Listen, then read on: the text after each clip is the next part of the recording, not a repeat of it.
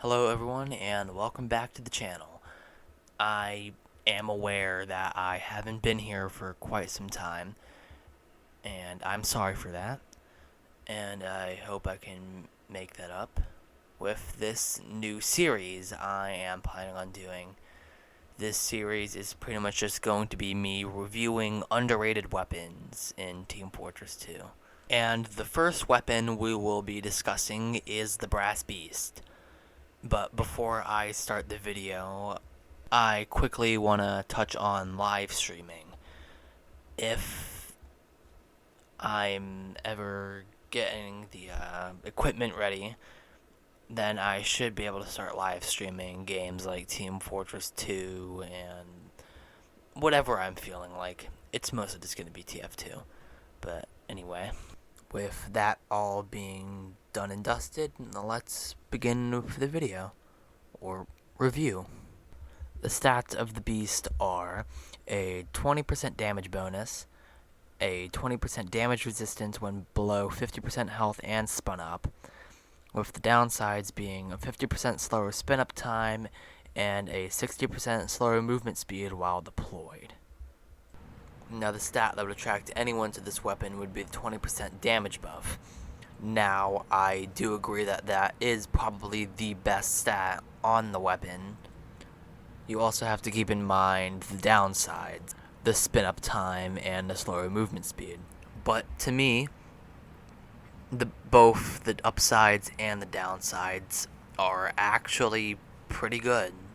Now, compared to the Tomislav, this is more of a defensive weapon compared to the Tomislav's more offensive approach.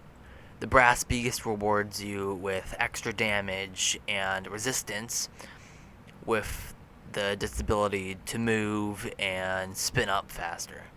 It makes the Heavy the defensive class that he was supposed to be. It forces you to stay in the back lines and fight there. And honestly, that's what I like about the weapon.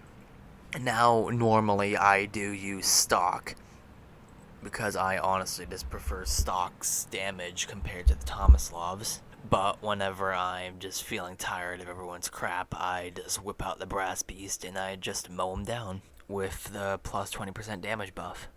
But in order to really make this weapon work, it also depends on your secondary and melee. For secondaries, honestly, the Panic Attack or Banana is probably your best bet. The Panic Attack for its faster switch to speed, and the Banana for its fast recharge and plus 200 health. It just increases your survivability as a Brass Beast Heavy, with maybe the Sandwich being a close second. Oh, and also the Locust Bar, but because of how I never used the Locust Bar, honestly, I don't really know if I can recommend it or not. The Locust Bar just gives more an offensive role to the Brass Beast. Now for melee options, I would recommend either the Fists of Steel or the Gru. The Fists of Steel for just being able to take more damage, and the Gru for being able to get into the front lines faster. Now, me personally, I would use the Fists of Steel mostly just for its survivability, with the occasional Gru when I'm on offense. And also, as a Brass Beast Heavy, I would recommend staying around Engineers specifically and their dispensers, so you don't really have to walk far for an ammo pack. And also, you would essentially just get a free source of health and a place to run back to once people start attacking you. Now, of course, I have to bring up the place where the Brass Beast truly shines is in Man vs. Machine. Due to your team pretty much always being on your back 24/7, you never really have to worry about movement or really getting away. And depending on which upgrades you decide to get, the rev up speed really should not be much of a problem at all.